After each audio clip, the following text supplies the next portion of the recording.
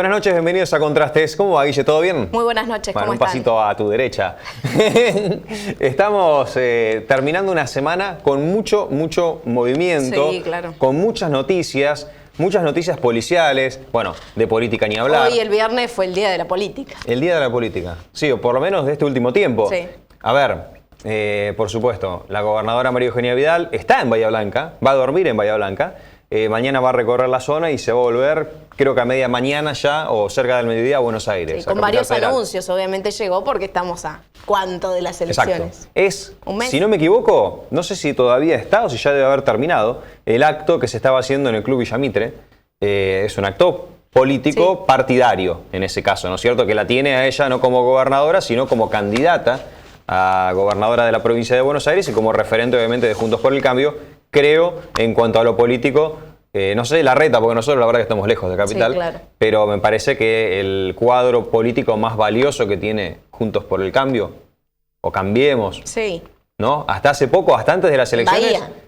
Sí, hasta antes de las elecciones, todas las encuestas decían que ella era la política con mejor imagen del país.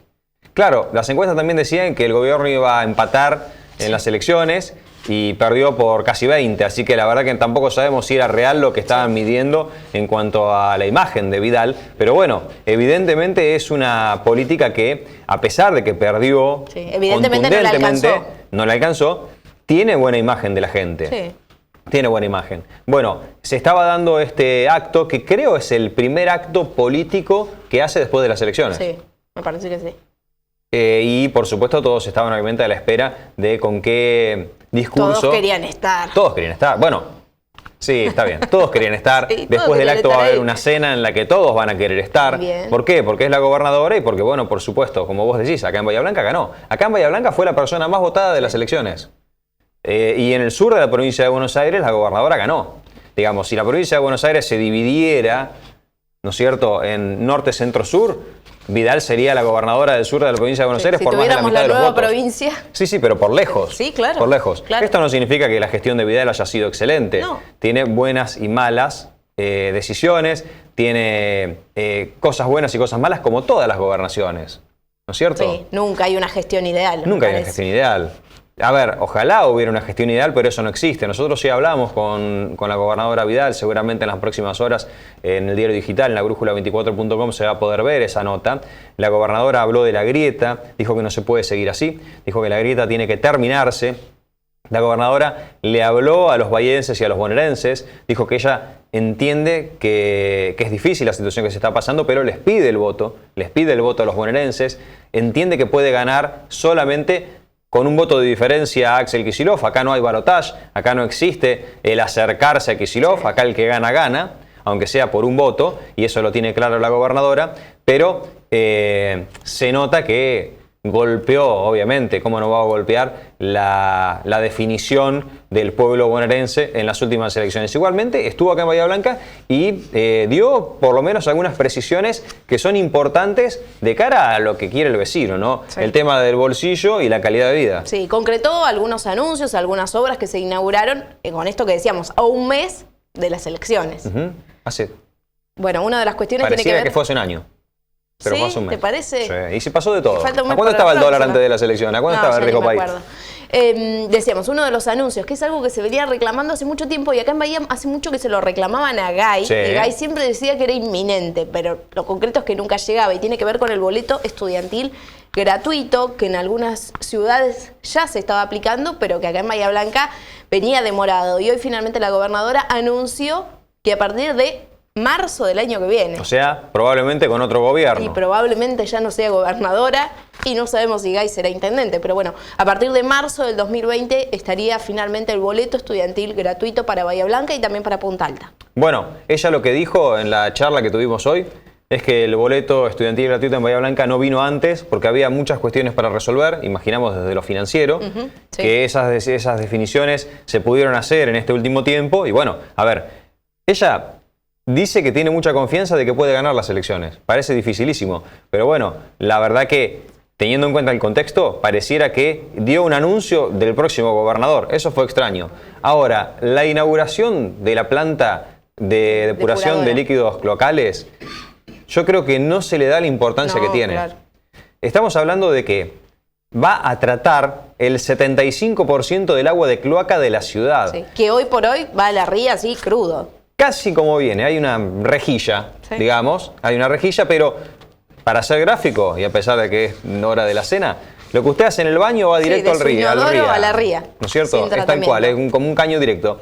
Lo que va a haber ahora es una planta enorme, moderna, que va a tener más ampliaciones, pero que en principio va a depurar el agua del 75% de la ciudad y que se espera, con una inversión de privados, ese agua pueda reutilizarse, incluso ni siquiera el agua tratada, tirarse a la ría, sino ya reutilizarse para las empresas del polo petroquímico. Y que se use menos del dique. Que y las que se empresas use menos no del usen dique. agua del dique. Claro, todo lo que las empresas se ahorrarían utilizando ese agua que ahora tiramos a la ría contaminada, utilizando esa agua obviamente para refrigeración, bueno, lo que se utiliza en la industria, es menos agua del dique que usan para las empresas, ¿no es cierto?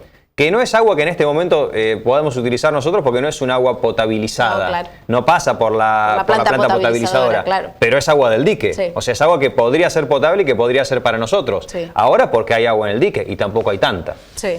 Pero en otros momentos, la verdad que...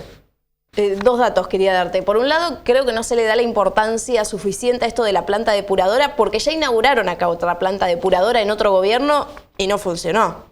Digo, teníamos una planta e igual se tiraba toda la ría, crudo. Entonces, sí, una planta que no hacía nada. Por eso, no funcionaba. Siempre faltaba un repuesto, siempre había algo que no funcionaba. Entonces, como que la gente dice, bueno, está bien, inauguran una planta depuradora. Pero va a funcionar, realmente va a tratar el 75% de los líquidos cloacales.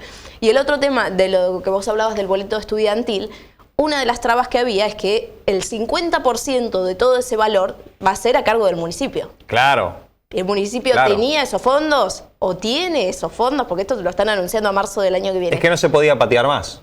Y estaba muy complicado. Es una ley. Sí, sí. No es una, digamos... No es una opción. No es una opción, no es una decisión... Es una decisión política, obviamente, poner el boleto estudiantil gratuito, pero es la ley, es cumplir la ley. Claro, hay veces que se hacen leyes, se aprueban leyes, que después son impracticables o difíciles de practicar, lo vemos todo el tiempo, hasta con las ordenanzas. Sí, no se puede solventar económicamente muchas veces. Bueno, igualmente esto, Vidal lo anunció para Bahía Blanca y Punta Alta ya tiene una suerte de boleto estudiantil que ya se hace cargo el municipio de Coronel Rosales hace más de un año. Bueno, y aparentemente el boleto estudiantil gratuito también sería para la 319, la línea que une Bahía Blanca con Punta Alta. Hay muchísimos alumnos que son puntaltenses que gastan fortuna de plata por mes viniendo en colectivo en la 319. Que sale también mucha plata ese colectivo. Y hay bahienses que también estudian en Punta Alta. Y hay bahienses que estudian en Punta Alta. Bueno, hay mucho movimiento de gente de Bahía Blanca a Punta Alta, de jóvenes, de estudiantes. Así que bueno, veremos. Parece un anuncio para otro gobierno, como si se le impusiera el anuncio a otro gobernador.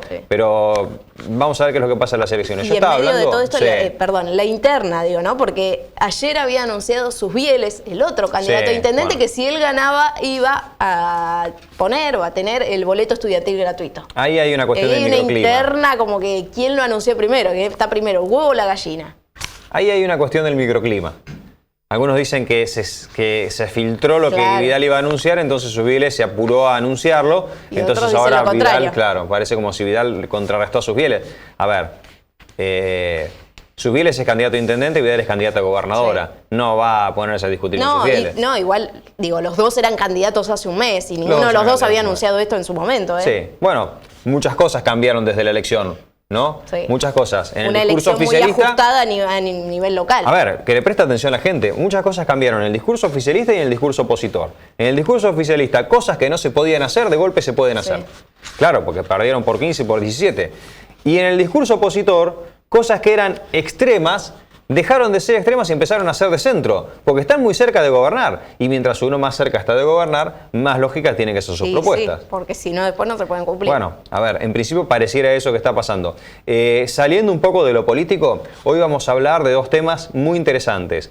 Uno, el grooming. Hubo un caso de grooming en Bahía Blanca, de un hombre de 24 años que se vino desde Córdoba después de haber cooptado por redes sociales a un chiquito de 14 años bahiense. Durante varios meses le mandaba mensajes de connotación sexual por redes sociales. Quedaron en encontrarse. La familia del chico sabía lo que estaba pasando, alertó a una ONG, La ONG alertó a la fiscalía alertó a la policía hizo un operativo en el Parque de Mayo, en donde se iba a encontrar este hombre con el chiquito, y lo detuvieron. A esta persona la detuvieron. Un sistema donde parece que casi todo funcionó. Casi todo funcionó. Bueno, casi esto pasó así ayer a las 7 de la tarde. Ayer a las 7 de la tarde. Hoy a la tarde este hombre estaba libre. La justicia de garantías no aceptó el pedido de la fiscalía de que quedara preso, de que quedara detenido, y está en libertad. Acá en Bahía Blanca. Acá en Bahía Blanca. La víctima también está en Bahía Blanca. Va a seguir ligado a la causa, lo van a investigar, van a peritar el teléfono, etcétera. Las computadoras probablemente de su casa allá en Córdoba. Claro. No, además hay captura de pantalla porque el último tiempo lo contactó al chico a través de WhatsApp. Pero la cuestión es que el tipo está libre. ¿Qué pasa si el tipo ahora, mientras que nosotros estamos hablando, está cooptando a otro pibe o se junta con otro chico bahiense, porque no era solamente a este nene de 14 años, sino que a otras personas también las estaba contactando por internet? Claro, utilizando un nombre falso, en realidad un apellido si esta falso. Persona se fuga, nadie más la ve y de golpe nos enteramos que en Córdoba hay más víctimas. Sí. Seguramente en algún lado tiene que haber más víctimas. Esta no debe ser la primera vez que hace algo así. Bueno, normalmente dicen que estas personas tienen justamente este tipo de comportamientos, digamos, sistemáticos. Sí. Que obviamente que siempre hay una primera vez, ¿no? Para todo, pero normalmente después de esa primera vez hay segunda, tercera y cuarta vez, y este muchacho tiene 24 años. No es un nene de 15, es un adulto que venía a abusar sexualmente de un chico. Que durante mucho tiempo estuvo siguiendo a este chico, porque todo esto empezó en marzo de este meses. año, cuando lo contactó a través de un juego por internet. Empezó a acosarlo, el chico lo bloqueó y después lo pudo encontrar en Instagram, pudo obtener el celular del chico. Mucho tiempo, Bueno, mucho tiempo. Vamos a hablar con un especialista de grooming que dio una charla, obviamente que no vamos a decir qué escuela, obviamente, porque estamos hablando de un menor de edad, pero dio una charla en la escuela en donde justamente estudia este chico. Habló con la familia. No nos vamos a meter demasiado en la causa porque hay un menor de edad y la justicia está investigando, pero vamos a poder hablar de la generalidad. Sí, la importancia de que el chico haya hablado con los padres. Sí. Que le haya podido contar esto que le estaba pasando y que los padres puedan saber cómo actuar también. Totalmente. Y en el segundo bloque vamos a hablar de educación. De docencia. Vamos a estar hablando con un docente, con un militante político, Raúl Ayude, es muy conocido, fue concejal. Y es interesante siempre hablar con él. Vamos al primer corte y enseguida hablamos de grooming.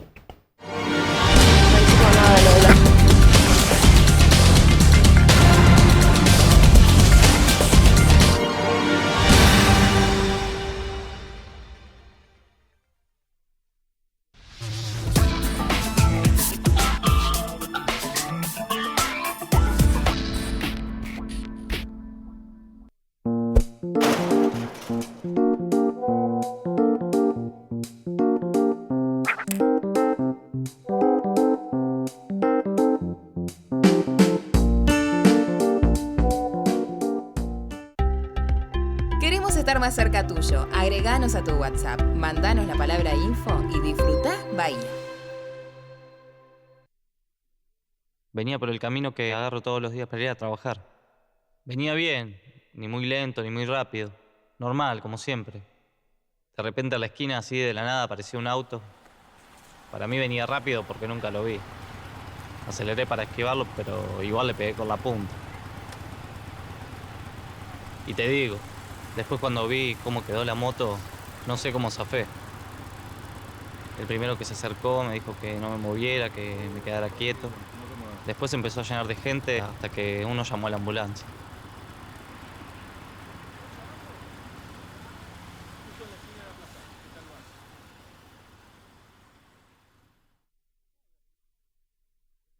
¿Sabías que el Consejo Deliberante tiene una herramienta para que participes de forma directa? Es la Banca 25, para que vos y tus vecinos se hagan escuchar. Sé parte de una sesión del Consejo, planteando un tema de interés general. Más información en consejobahía.gov.ar. Honorable Consejo Deliberante de Bahía Blanca. Entre todos, construyendo ciudadanía. Máxima velocidad. BBC. Ahora 300 megas. Superando todos los límites.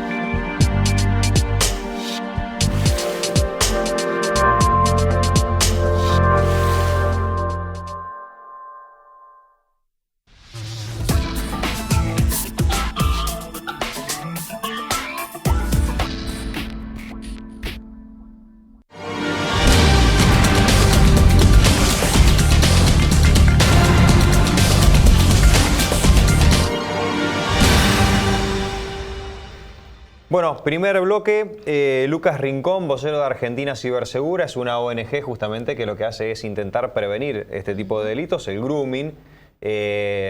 Quizás ya muchos saben lo que es, pero bueno, Lucas, buenas noches, gracias por venir, por estar con nosotros. Gracias a ustedes por la invitación. Sería mejor que lo digas vos, ¿no es cierto?, que es el grooming, Sí. ya que estamos con un especialista. Bien, el grooming, cuando hablamos de grooming, siempre hablamos de un adulto que se contacta con un menor por medio de medios digitales, por medio de las redes sociales, con el fin de intentar un contacto, un abuso, ¿sí? A veces sí, no siempre hay contacto, ¿sí? A veces simplemente con el simple hecho de contactarse por las redes sociales, eso ya es grooming, ¿sí? Con fines sexuales, de abuso psicológico o físico, obviamente. O sea, Bien. en el caso de esta persona, por ejemplo, del que hablábamos en la introducción, él no tuvo contacto con el chico, pero ya cometió un delito. Exacto, siempre que está bueno aclarar esto porque el caso que se dio puntualmente ahora es un adulto que no esconde su condición de adulto, ¿sí? Se contacta con un menor, también es grooming cuando se hacen pasar por un menor para contactarse con un menor y no siempre, también es bueno tenerlo en cuenta, que no siempre es un desconocido, ¿sí? Puede ser alguien conocido hasta de la familia que por medio de las redes sociales se contacte con un menor y bueno, intercambie mensajes o fotos de índole sexual o erótico, eso ya es delito y es grooming. Hay más conciencia, digo, la gente sabe más que antes lo que es el grooming, porque yo veía algunas estadísticas que hablaban de casi 800 denuncias el año pasado solo en la provincia de Buenos Aires. ¿Se denuncia más porque la gente entiende que es un delito o en realidad cada vez hay más casos? Las dos cosas, o sea, por suerte, vamos a llamarlo de alguna manera, se conoce más. Bahía Blanca, bueno, fue sacudida por el caso Micaela sobre todo, que es un caso bisagra también en este tema. Entonces la palabra suena, a veces no está bien la definición, por lo general uno habla y queda con esa idea del adulto que se hace pasar por un menor o alguien desconocido, por eso está bueno aclarar esto que comenté. Y también a veces falta este conocimiento de qué hacer cuando nos encontramos frente a una situación de grooming. O sea, hay una noción, falta darle un poco más de fuerza al concepto para avanzar en esto de las denuncias, de poder tomar conciencia. En la agenda está, eso es importante, Sí, claro. porque además al ser una palabra en inglés, yo cuando recién se empezaba a hablar de grooming, yo decía, qué difícil va a ser colocar en agenda esto, porque es una palabra en inglés que mucha gente no sabe ni cómo se escribe, y además es difícil explicar el delito, porque es un delito, entre comillas, nuevo. Sí, ¿no? sí, Y entender que fiscales es se tienen delito que desde preparar. el inicio también. Claro. Nos pasa en las charlas en las escuelas, también grooming, uno habla de sexting, habla de ciberbullying, y son palabras que suenan, a veces no tienen clara la definición, y cuando uno lo desarrolla, el concepto, y lo explica, dicen, es esto. O sea, muchas veces lo viven sin poder darle nombre a lo que están viviendo. Y cuando ustedes van a las escuelas, ¿no? Charlas a los chicos, charlas a los padres, ¿qué es lo que plantean en principio los chicos? ¿Qué les preguntan?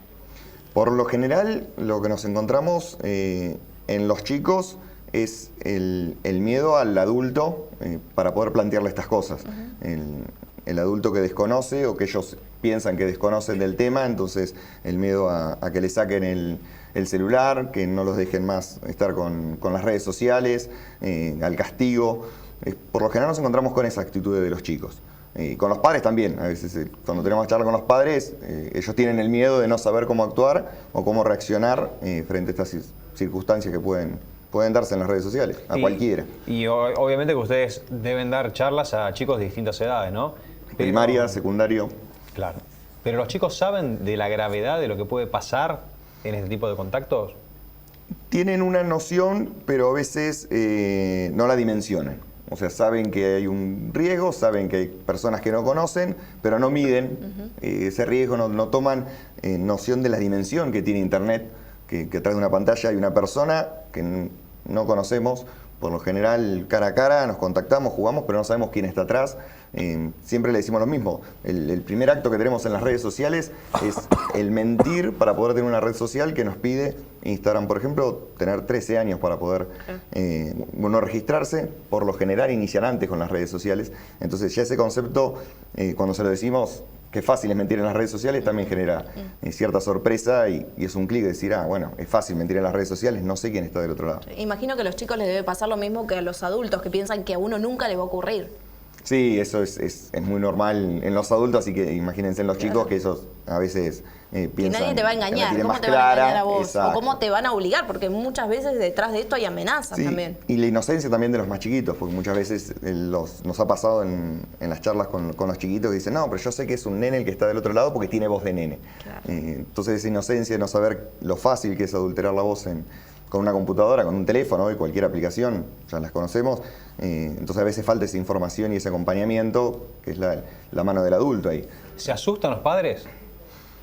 Yo me asustaría, la verdad, porque vos me estás diciendo, mirá, te cambian la voz, te mandan un mensaje, los chicos no saben quién está del otro lado. Yo no entiendo mucho de redes sociales, de teléfono, de Es internet. que eso es lo que asusta, como todo, lo que uno desconoce genera miedo y lo que nosotros proponemos, tanto padres, bueno, los chicos también, es esto, de informarse, de conocer, de saber los riesgos que hay para poder prevenirlos. O sea, obviamente las redes sociales van variando, van cambiando, entonces lo importante es conocer los riesgos y tener diálogo constante con los chicos para prevención. A nosotros nos pasó hace un tiempo que estábamos hablando en la radio de esta situación de que a veces los chicos tienen varios perfiles en las redes sociales que para un familiar es difícil controlar. Y nos llamó la abuela de Micaela Ortega y nos decía, imagínense que yo no sabía o no podía estar en las redes, era la abuela. ¿Cómo puede hacer un familiar así? Porque muchas veces los chicos están al cuidado de una persona mayor, más allá de los padres. El otro día, bueno, cuando estuvimos, nos llaman a veces de la zona también para dar charlas, estuvimos en Struel, por ejemplo, y bueno, había muchas abuelas también que se acercaron con este miedo que tienen a lo desconocido y porque no saben. Siempre decimos que la mejor herramienta, la mejor aplicación que puede existir es el diálogo.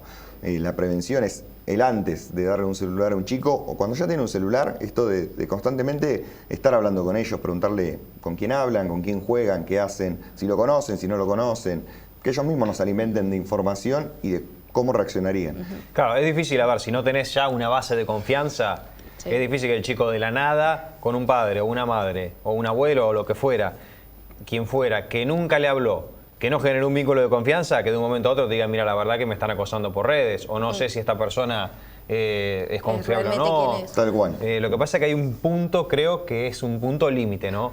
En donde el chico quizás nota que hay algo raro, pero sigue adelante y no se da cuenta de la peligrosidad de quien está en otra computadora o en el otro teléfono, ¿no? Exacto, sí, o de no saber tampoco qué hacer, porque a veces está el miedo al padre de cómo va a reaccionar. Entonces, siempre también remarcamos la importancia de no transmitir culpa o de darle la culpa al chico. Sí puede tener una responsabilidad frente a los hechos, y eso es lógico, pero no culpa. O sea, siempre el menor es víctima de la otra persona que está del otro lado, extorsionándolo, engañándolo. Entonces, tener ese oído de un padre, nosotros también remarcamos, obviamente, o algún profesor de confianza, un preceptor, porque también depende de las edades. En el secundario, a veces era más fácil confiar en un preceptor que uno veía todos los días y no en un padre. Entonces, bueno, que tengan esa persona de confianza para poder acercarse y plantearle lo que les puede estar pasando en las redes sociales. A veces pasa con un amigo también, que se lo dicen a un amigo, pero ese amigo en realidad tiene una persona de confianza, una madre o un padre al cual le puede contar lo que le pasa a la amiga. En una escuela me pasó casualmente esto, una chica que habló con la amiga le dijo, vení, vamos a hablar con mis papás y después vamos a hablar con tus papás. Entonces se generó esa cadena de diálogo y bueno, se pudo llevar adelante la situación que estaba viviendo la nena esta. Bueno, lo decíamos hoy que el chiquito víctima, digamos, de 14 años, iba a una escuela a la que vos también fuiste a dar una charla, sin contar la escuela para obviamente no generar ninguna información que sea sobre el menor. Pero vos, cuando fuiste a esta escuela, te encontraste con una madre que estaba viviendo esta situación. ¿Así fue? ¿Cómo fue? ¿O vos te enteraste después? ¿Te enteraste ahora cuando salió la noticia? La asocié cuando salió la noticia porque cuando nos toca ir a la escuela para dar la charla con otra vocera de la ONG, la madre, bueno, estaba ahí en el lugar, después se acerca para hablar conmigo, me plantea la situación y la primera sensación de ella es esta, el no saber qué hacer frente a la situación, para dónde disparar, a dónde acudir. Se encuentra con la aplicación de Grooming Argentina, ahí inicia la denuncia, lo cual estaba perfecto, le dieron un acompañamiento muy bueno, así que mi invitación fue que continúe ese proceso, que estaba bien acompañada, y ofrecerle también el acercamiento a la Fiscalía de Bahía Blanca, que es donde se pueden hacer las denuncias y donde hay personal muy bien preparado para estos casos, tanto para asesorar a la persona, para acompañar y, bueno, y obviamente para toda la denuncia correspondiente para que se pueda avanzar en la investigación. En ese momento el chiquito estaba siendo acosado, cooptado por redes sociales. Los padres ya sabían esta situación, habían iniciado la denuncia, pero no sabían cómo iba a terminar, ¿no es cierto? Porque Exacto. esta persona puede cortar vínculo, por ahí no se encuentra, no se sabe quién es, pero en este caso, como el de Micaela Ortega, que fue el primer caso de bullying seguido de femicidio del país, un triste récord tenemos en Bahía, en este caso, esta persona hizo kilómetros para venir a Bahía Blanca, para juntarse, para tener contacto físico con este chico. O sea, qué tremendo como esa charla de esa mamá terminó en esto que pasó el día de ayer, ¿no? A las 7 en el parque. Sí, porque es una relación que empieza, obviamente, el groomer, el que está del otro lado, busca ganar esta confianza, busca de a poco ir alejándolo de su entorno para que sea simplemente esa relación. Entonces, es muy importante esto, el poder dialogar con el padre, la madre que no lo pone obviamente en el lugar de la culpa, sino que lo acompaña en el proceso y bueno, y poder hacer todo esto. En este caso fue alguien que estaba a kilómetros, como decís vos, pero bueno, tenemos... Sí, podría haber sido a la vuelta o podría haber sido un tío. No, estaba a kilómetros y ahora está acá. Y ahora está acá, sí. Tal cual, así que... Muchas veces yo pensaba en el caso de Micaela Ortega, también se aprovechan de la vulnerabilidad del chico, lo que en el momento el chico piensa que es un problema o una discusión con la familia y esta persona que está del otro lado trata de captarlo en ese momento. Es un trabajo de hormiga y esperan esos momentos. Sí, por eso a veces con la charla con los padres remarcamos esto de evitar el enojo, de quitar los celulares o las redes sociales o los castigos por estas situaciones, porque es donde el groomer aprovecha y ese momento para poder tener un encuentro con la víctima. Y dice, bueno, ahora que ves tu familia ahora que se enojó, ves que no te entienden, que no te quieren, vamos a encontrarnos así, yo te acompaño. Claro, es que eso pasó con Micaela. Micaela se iba a encontrar con una amiga. En realidad el primo de la amiga la iba a ir a buscar, pero bueno, ella confió. Exacto, sí, por lo general es lo que esperan. Les puede llevar un mes, puede ser una cuestión de semanas, los tiempos varían, dependen los casos. Qué bárbaro, pero... son como cazadores, te digo la verdad que hasta da miedo escucharlo. Sí. Tal cual. Seguramente hay muchos padres o adultos que nos están escuchando, ¿no es cierto? O que nos están viendo, quiero decir. ¿Vos qué es lo que les dirías en lo que tienen que prestar atención? Tienen que prestar atención en una variación del comportamiento del chico, tienen que prestar atención a las redes sociales, tienen que tener la contraseña de los chicos, cómo hacen para saber si tienen más perfiles, porque es todo muy complejo, ¿no? Sí. Pero en principio, 2 o 3 líneas que un padre, un adulto pueda decir, bueno, voy a empezar a fijarme en esto. Yo no le doy bola a mi hijo o a mi nieto o a quien sea cuando está en la computadora o en el teléfono, voy a empezar a prestar un poco más atención. ¿Qué tengo que hacer? Yo creo que lo primero es, como dije, el diálogo, o sea, que en la mesa esté el tema de las redes sociales, de la misma manera que el diálogo del día a día, de la misma manera cuando llega del colegio le preguntamos cómo te fue en el colegio, también preguntarle qué novedades tenés en las redes sociales, te hicieron comentarios, algo nuevo, está molestando a alguien, preguntas sencillas del día a día, prestar atención a los cambios también de comportamientos y... nuestro hijo está todo el día con el celular en la cocina y de un día para el otro se encierra en la habitación para estar con el teléfono, se encierra en el baño. Esos cambios de hábitos, estar atentos a ese tipo de cambios en el comportamiento también. Y diálogo, porque es lograr la confianza para que se pueda acercar y decir, tengo un problema, tengo esta situación, ¿cómo la puedo encarar? ¿Y esto que decía Manuel de las contraseñas? Las claves, las contraseñas. ¿Está bien pedirle la contraseña al chico? ¿O te va a hacer otro perfil distinto y vos nunca jamás te va a enterar? O sea, ¿es peor? No, lo que estaría mal es obligarle a que me dé la contraseña porque sí voy a generar eso. Sí puede haber un consenso, decir, bueno, necesito tu contraseña para cada tanto mirar tu teléfono porque quiero ver si hay algo que no me gusta y poder charlarlo. ¿Ser amigo? ¿Seguirlo en las redes? ¿Ser amigo? Sí, es una opción, pero es como vos decís, o sea, tranquilamente puede tener 2 Instagram, 2 Facebook y en el que vos lo seguís va a postear ciertas cosas y en el que no estás no. Entonces el fuerte está en el diálogo, en el lograr esto, de dialogar, de cómo está, conocer los riesgos, decir, bueno, ¿cuántos contactos tenés? 1000, ¿los conocés a todos? Claro.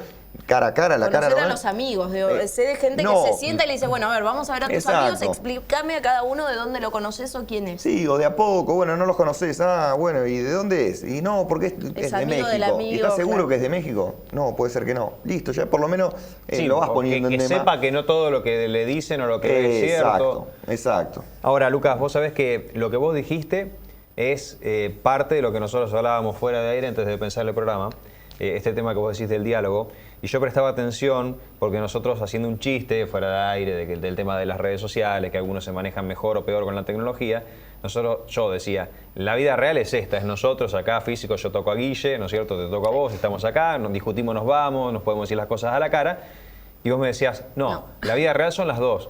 Entonces, la gente más grande, de más de 30, Mundo de más de digital 40... y mundo físico hablábamos. Mundo de digital y esos mundo dos. físico, claro.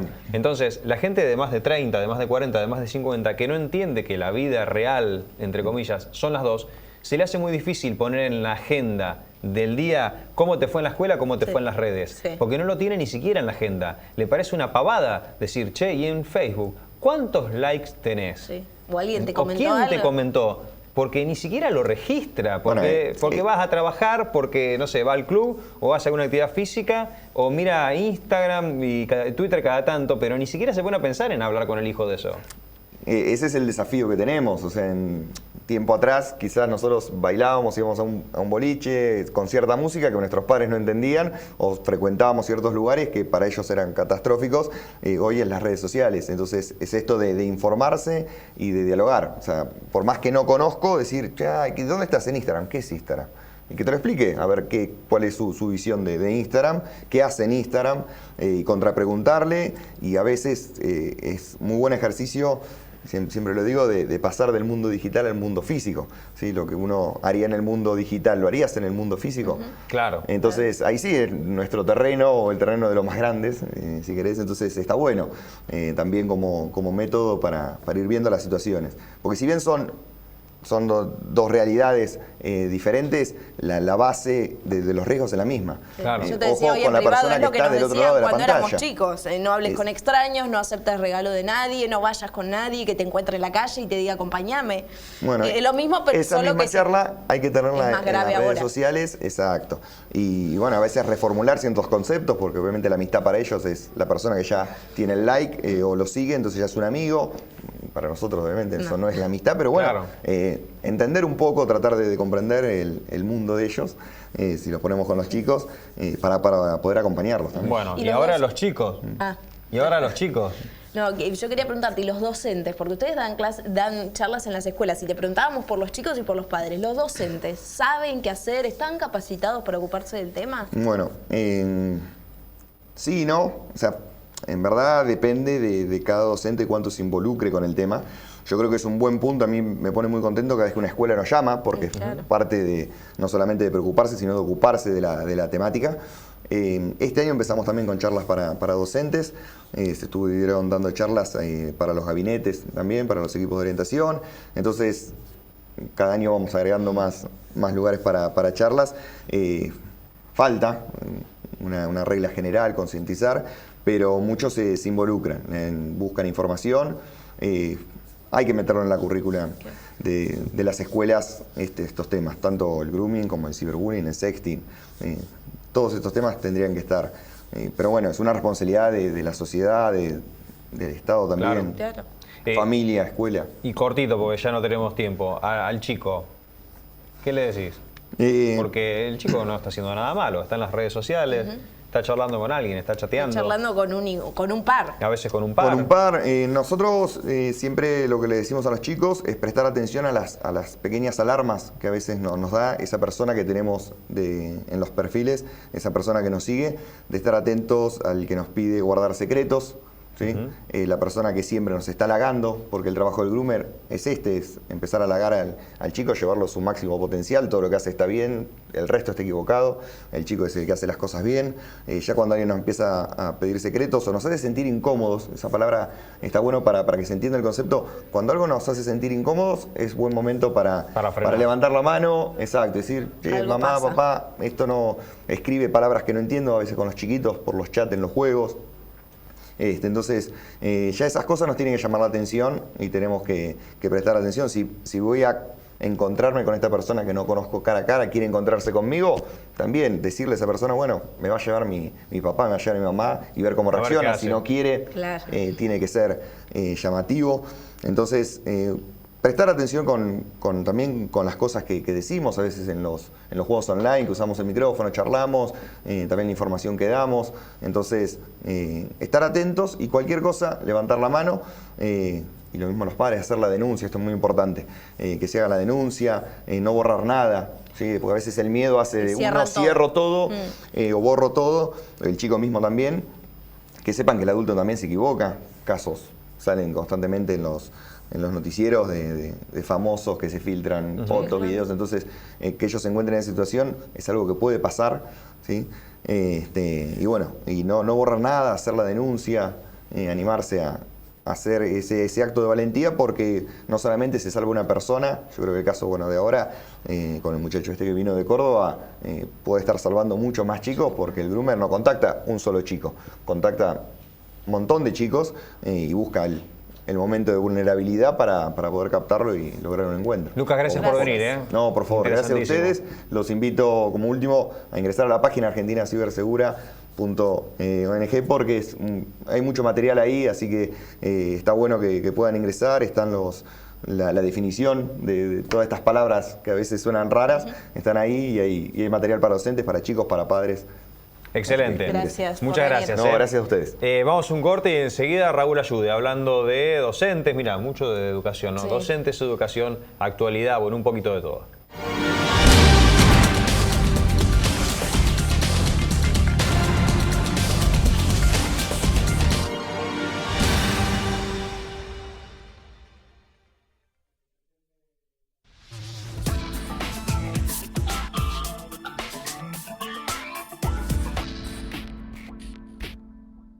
Música en el Consejo, un espacio para disfrutar de la música hecha en nuestra ciudad.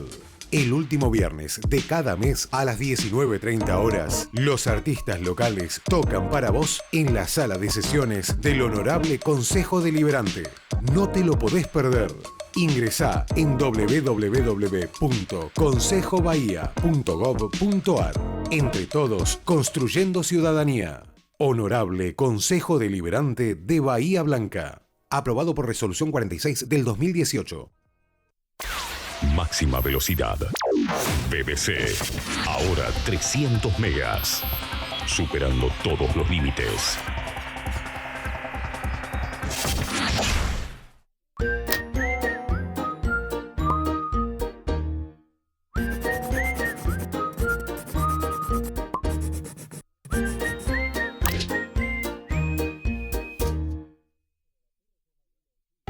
Queremos estar más cerca tuyo. Agreganos a tu WhatsApp, mandanos la palabra info y disfrutá Bahía. Venía por la ruta, tranqui, qué sé yo, 70, 80. De repente se me cruzó un perro, así de la nada. Lo esquivé, mordí un cacho en la banquina y perdí el control del auto. Empecé a volantear. Me fui para un lado, para el otro y terminé arriba del guarrail. Todo en un segundo. Al toque apareció un hombre. Me preguntó si estaba bien, me dijo que me quede quieto. Y apareció otro que llamó una ambulancia.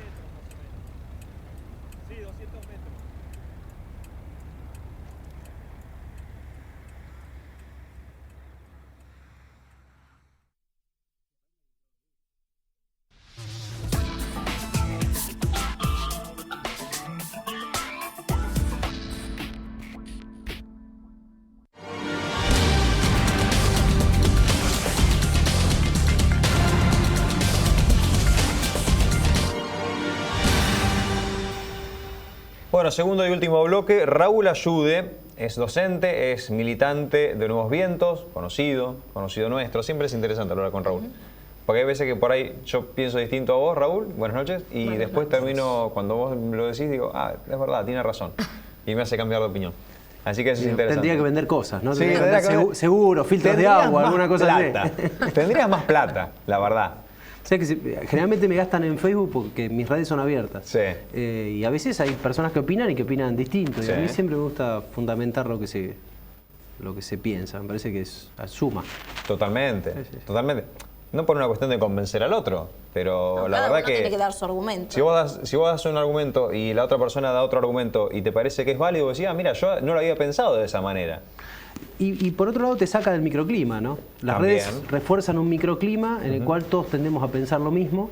Y me parece que la diversidad siempre es rica porque te hace ver que por ahí a vos te parece que todo el mundo piensa como vos y no es así. Sí. Bueno, el tema de las redes que veníamos hablando en el bloque anterior con Lucas.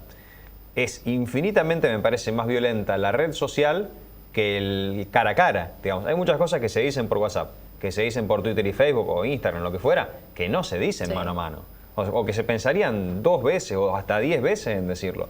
La violencia que se genera en las redes sociales no es la que, a pesar de que hay violencia en la calle, no es la misma. No, hay determinados códigos de convivencia que deben de llevarse también a las redes sociales, que uno los tiene que exigir y los tiene que ejercer. Claro. Lo que pasa es que el tema de la ironía, ¿viste? A veces es difícil de manejar. O sea, uno a veces, si no conoce a la otra persona y no sabe que se maneja con ironía, no entiende que lo que le está diciendo hay un sarcasmo. Y no le ves la cara, no le escuchas la voz. Claro. Entonces El tono, es otra cosa, el ¿no? tonito. Sí, esto que vos decías, por ahí en las redes sociales se dice más que cara a cara, pero también hay menos entendimiento o se respeta menos la opinión del otro. Sí, me parece que yo tengo algunas normas para manejarme, o sea, siempre contesto con respeto, a quienes se manejan con respeto es más fácil contestarle al que tiene nombre y apellido que al que tiene un tema. Cuando la respuesta es más troll, uno tiende a opinar en redes, Claro. entonces, bueno, uno opina dentro de la libertad que tiene. Ahora, si entra alguien a maltratar a las personas que están dentro de mi Facebook, por decirlo de alguna manera, con falta de respeto, y eso ahí sí es bloqueable, por decirlo de alguna manera. Pero pues, le pido a todos que se manejen con respeto porque yo trato de manejarme así. Estábamos charlando recién sobre educación, bueno, sobre el tema docente. Es un tema que nunca se Un tema termina, que nunca se porque termina. siempre lamentablemente hablamos de lo mismo en educación, no se soluciona. Con una cuestión extra, me parece, en estas últimas horas, en estos últimos días, que es que está muy en agenda el conflicto social, no docente, el conflicto social en Chubut, que ha generado muertes, bueno, obviamente movilizaciones, eso ya lo sabemos, y por ahí a veces es difícil poner en agenda ciertos temas en la coyuntura, ¿no? En la coyuntura política, en la coyuntura electoral, en la coyuntura económica. Pero ¿no te parece a vos, Raúl, que ya tenés algo de experiencia, que siempre terminamos discutiendo los mismos problemas desde hace, no sé, 20 años? En parte porque hay cosas que no se solucionan. O sea, la continuidad en que los diagnósticos sean parecidos es que hay cosas que no se terminan de intervenir. Hay cosas que son complejas, particularmente la educación es un tema complejo. Es un tema muy complejo, porque no hay ninguna educación que sea tanto mejor que la sociedad a la cual pertenece. Esa idea sarmientina de decir, bueno, pero si hay buena educación, la sociedad mejora. Los docentes surgen de esa comunidad, los códigos de convivencia surgen de esa comunidad, los grupos de padres, de chicos surgen de esa comunidad. Vos hablabas de la crisis en Chubut. Es cierto, pero la otra crisis que también está impactando en educación es la crisis alimentaria. Claro, la crisis obvio. laboral, el nivel de violencia que hay muchas veces en las estructuras familiares por las tensiones económicas en las cuales se viven. Entonces, cuando en un barrio vos ves que hubo un conflicto que se resolvió de forma violenta, cuando vos ves que hay situaciones de robo violento, cuando hay necesidad, comedores escolares están cada vez recibiendo, las directoras especialmente, más pedidos de parte de familias de no solo el comedor, sino la comida para el fin de darle a semana. la familia, claro. Y para el fin de semana, ¿viste? Sí, los sí. chicos, todo Bueno, agarran. hoy la gobernadora Vidal, cuando hablaba justamente en un momento, en una charla que probablemente entre el fin de semana o el lunes se pueda leer en la Brújula 24, hablaba justamente de los comedores, bueno, explicaba el aumento que se había dado un aumento superior al de la inflación para los comedores de primaria. Y yo le preguntaba si había una posibilidad de que ampliarlo al secundario. Y ella decía, bueno, sí, hay algunos intendentes que ya lo han pedido, es algo que estamos analizando. En el secundario no hay comedor en todas las escuelas, o sea, No. Si vos tenés 15 años, ¿no tenés hambre? A veces hay merienda reforzada. Lo que pasa que también es, las escuelas secundarias, hay menos escuelas secundarias que primarias, generalmente están lejos del barrio. No todas tienen comedor o tienen personal como para atender un comedor. O sea, siempre el objetivo sería que los chicos puedan comer en la casa y no en la escuela. Bueno, pero de eso estamos lejos de hace muchos años. Ahora, ¿no? Ahora, primero que coman. Ya, fíjate a lo que llegamos, ¿no? Antes queríamos que comieran en la casa. Ahora, primero que coman, digamos, que el cerebro con el que nacieron se pueda desarrollar, porque lo han dicho, lo dicen a los médicos hasta biológicamente. Los pibes nacen con el cerebro, o sea, nacen muchas veces con el cerebro atrofiado, porque la verdad que los propios padres tienen problemas de desnutrición, y ellos también terminan generando, con problemas de desnutrición, no llegar a la capacidad lógica que tiene que tener un cerebro, biológicamente hablando. Ahí haría una salvedad. Es cierto que la alimentación es necesaria. Y es cierto que eso debe garantizarlo el Estado. Y en cierta manera los comedores, en los barrios, los merenderos, las escuelitas de fútbol, las bibliotecas, los lugares donde los chicos van a hacer los movimientos sociales que han sostenido, han permitido que en esta crisis económica las repercusiones no sean tan grandes como en el 2001. Claro. Ahora, también es cierto que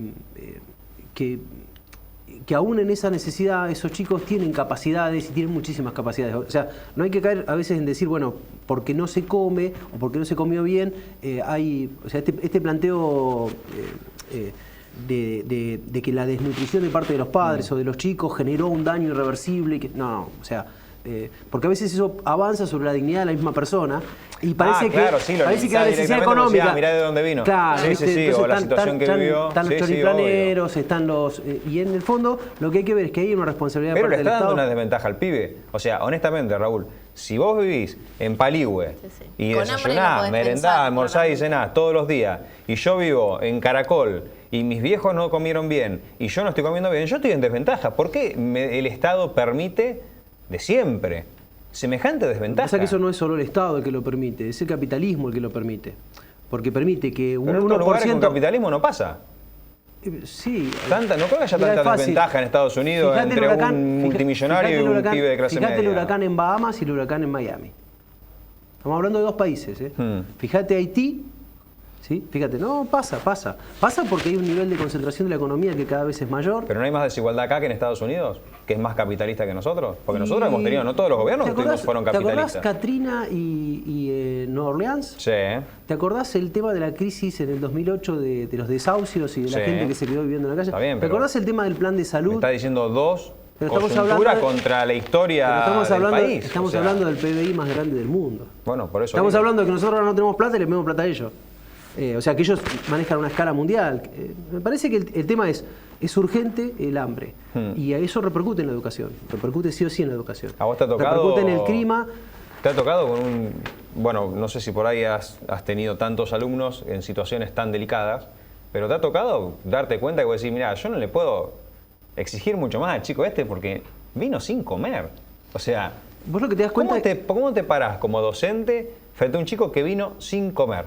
El que más sufre eso, el que más ve eso con claridad es el docente de aula, el docente de grado, el de primaria, porque está en contacto directo con el chico todo el día. Nosotros que somos profesores, por ahí estamos una hora y por ahí estás en una escuela y estás en otra. Lo que nosotros sí más observamos es la desigualdad. O sea, cuando das clase en una escuela del centro y cuando das clase en una escuela mucho más periférica. Por las condiciones en las cuales vienen los chicos, por el régimen de inasistencia, por el nivel de apoyatura que tienen para el estudio. O sea, hay mucha diferencia en función de... Yo una vez preguntaba, en una escuela, ¿cuántos de sus papás terminaron el secundario? Y levantaron la mano 3, sobre un grupo de 32. Y en otra escuela, yo preguntaba, y solamente 3 no lo habían terminado. Claro. Entonces, ahí tenés quién te puede ayudar en inglés, quién entiende que el secundario es importante, quién te puede dar una mano para controlarte una carpeta o quién se va a fijar en la asistencia como una de las condiciones que tenés para avanzar en el secundario. O sea, más del 50% de los chicos no terminan la escuela secundaria. Y hoy por hoy la escuela secundaria te la piden para todo. Entonces, parte de esas cosas que pasan es difícil de plantear, volviendo al razonamiento inicial, en una sociedad que está en crisis, en la cual no hay proyectos de vida, en el cual los propios padres se quedan sin trabajo, en el cual estudiar no te garantizan una mejor calidad de vida, se ha roto esa movilidad social de decir, bueno, pero si vos estudiás vas a conseguir un laburo mejor. Bueno, pero si vos haces el esfuerzo y vas a la universidad, ese laburo te va a dar... estos días estuvimos alrededor de una nota que escribió Cristian Amarilla, muy contento por el tema de que consiguió su primer laburo, pero él metió en las redes un reconocimiento hacia sus padres que se hizo viral, que lo rescató de la media de la cantidad de pibes que no pueden terminar el secundario o que no pueden terminar la universidad. Tuvo papás que valoraron eso y en cierta manera él fue uno de los que más interpretó dentro de su estructura familiar eso. Estas situaciones son situaciones delicadas, complejas, que cuando la media baja, cuando los niveles del costo de la canasta son más altos, cuando los niveles de desempleo son más altos, cuando el nivel de precarización de la calidad de vida de la gente es más complejo, más cantidad de gente se te cae. Y se te caen los que están más débiles, los que están más abajo, los que tienen dificultades en vivienda, los que tienen dificultad en salud, los que tienen dificultad en educación, sus propios padres. Entonces, por eso a veces cuando se plantea la calidad de vida o la calidad de la educación, sí, se hace un reclamo por lo salarial, se hace un reclamo también por las condiciones. O sea, venimos de que fallecieran 2 docentes en una escuela por una explosión. Y muchas de las escuelas no pasarían un control fino de Camusi respecto a la condición en la cual están funcionando. Escuelas cerradas por ratas. Entonces, en el medio de esa conflictividad, el chico que necesita alimentarse también necesita un lugar en silencio para estudiar, necesita tener una habitación aparte, necesita tener buena iluminación, necesita haber comido, necesita tener alrededor gente que esté enriquecida culturalmente como para darle una mano. Cuando todo eso se acelera, cuando todo eso se vuelve más violento, más complejo, se te caen. Se caen. Raúl, días atrás hablábamos con un profesor de una escuela de Santa Fe que logró llegar a la deserción cero, una escuela que tenía el 50% de deserción. Todo cambiando el plan de estudio. Digo, la educación lo hace, todo hacia la escuela, desde esto que vos decís hasta también lo que se estudia y por qué un chico quiere seguir el secundario. ¿Habría que cambiar el sistema educativo o lo que se enseña? Digo, nosotros somos víctimas del polimodal, RGB, octavo y noveno. Todos los cambios, séptimo, punto. sexto, séptimo, Ahí, 3, 9. Claro, el principio. Somos ratas de laboratorio. Claro. Así salimos. Entonces ¿no? digo, sirve porque muchas veces se imita modelos de otros países y otros países que no tienen la realidad nuestra. A mí lo primero que se me ocurrió cuando vos haces ese comentario, no conozco el caso, es en una ciudad de cuánta cantidad de habitantes pasó eso. No, era una ciudad chica. Era una colectividad chica. En una ciudad chica es más fácil hacerlo. ¿Cuánto tenía? Alumnos No, creo que no me eran acuerdo. menos de 100, 100, ¿no? sí, 100 me o parece que 100, 100. 120 alumnos. No es que en nuestra ciudad falten estructuras. Si vos empezás a ver que hay 10 delegaciones, que dentro de esas 10 delegaciones hay jardines de infante y hay primarias donde suelen ir el 100% de los chicos o un altísimo porcentaje de los chicos, después lo que te quedaría sería hacer el seguimiento. Sí hay que cambiar la escuela porque a veces la escuela secundaria tiende a ser expulsiva. De hecho, había clases que se daban fuera del horario escolar para apoyatura de las materias más complejas. Inglés, matemática, química en determinado momento, física en determinado momento, aprender a estudiar. Y todo eso fue quitado este año, ¿no? Cambiaron, hicieron otra propuesta entre el año pasado y este año. O sea, se intentan hacer cosas. Todos los gobiernos, algunos mejores, otros peores, intentan hacer cosas, pero pareciera como que no sé, hay una especie de, no sé si de declive. Lo que pasa es que para eso... Este profesor que decía Guille, lo que planteaba es, el cambio hay que hacerlo, pero charlando con los alumnos, Sí, con los charlando con padres. los gremios, charlando con los padres, no un ministro con 4 o 5 tipos. Lo ideal es que el ministro alrededor de sea un una mesa. educador. Bueno, por eso. Lo ideal sería que el ministro Claro, sea un en provincia de educador. Buenos Aires no es ni siquiera docente, ¿no? No, ¿Qué es, claro, creo que es especialista en administración. Administración, Sí. ¿no? Bueno, como Bullrich. Bullrich Sí, también pero tiene una especialización de ese tipo. Bullrich parece como que sabe un poco más, o por lo menos cuando se escucha pareciera como tiene algún. Sí, los algún resultados, las poesías por ahí no... Sí. Pero bueno, a ver, básicamente... A vos no te cae bien Bullrich, pero bueno, al margen Lo de que eso, no me cae es en un- general, habría que hablar con todos los que Sí, están con relacionados todos con la los educación actores. para hacer A un ver, cambio. Lo Si ideal, no, es sería, imposible. lo ideal sería tener proyectos a muy largo plazo que puedan ser evaluables con determinados objetivos. La vez pasada decía un especialista una cosa muy interesante. Nosotros nos quejamos de que los chicos abandonan el secundario ahora, pero esta escuela secundaria, en cierta manera, es la primaria de hace mucho tiempo. O sea, lo que hay que extender es lo que se logró en primaria a secundaria. Claro. Primero en, ¿Qué hicimos en contención primaria? de población. Claro.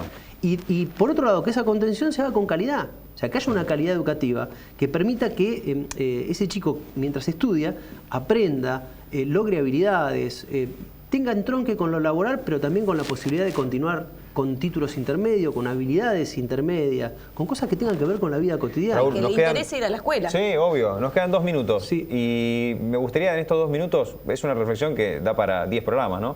Pero hablar un poco de la calidad del docente, porque en su momento se decía, no, el docente no quiere que lo evalúen, hay muchos docentes que no se siguen preparando, que no mejoran.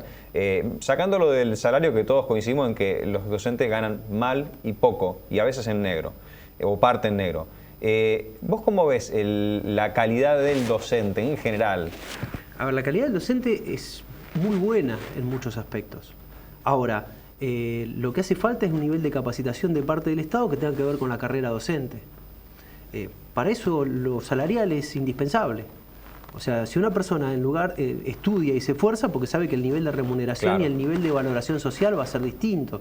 Entonces, en un lugar donde se maltrata al docente, porque es una tarea que lo puede hacer un voluntario, ¿sí? Porque vos podés decir, bueno, que venga un voluntario, yo soy ingeniero, voy a ir a enseñar a la escuela. Enseñar física. Si el Estado alienta eso, ¿hasta qué punto va a alientar la capacitación específica? Entonces, parte de eso tiene que ver con un respeto hacia la tarea docente. Y tiene que ver con cambios, con articulaciones, con capacitaciones que no sea un día que no tenés clase, sino que tengan continuidad, que haya proyectos específicos que se puedan evaluar, que el docente recupere cierta capacidad de incidir sobre el destino que toma su comunidad educativa, que esto se haga en conjunto con los padres y con los pibes, viendo qué proyectos se pueden elaborar. De hecho, hay experiencias, cuando vos das el ejemplo de una ciudad más chica, cuando vos empezás a zarandear el país, hay muchas ciudades chicas que hacen experiencias que son transferibles a barrios específicos, a sectores de la ciudad. En Bahía Blanca hay un área de educación en la municipalidad que implica cargos, que implica alquileres, que implica costos y que no necesariamente mejora o articula con el consejo escolar, que es parte del área de las personas que fueron elegidas para administrar lo educativo. Me muestran que son las 11. Sí, nos están echando. La próxima te invitamos de nuevo en un tiempo, para Cuando después de las quieran, elecciones o el año que viene, si estamos, para seguir hablando de educación. Es muy interesante. Gracias por haber venido. No, gracias a ustedes por la invitación. Gracias. Bueno, nosotros nos vamos y nos reencontramos el próximo viernes a las 10. Así es, buen fin de semana. Feliz día de la primavera. También.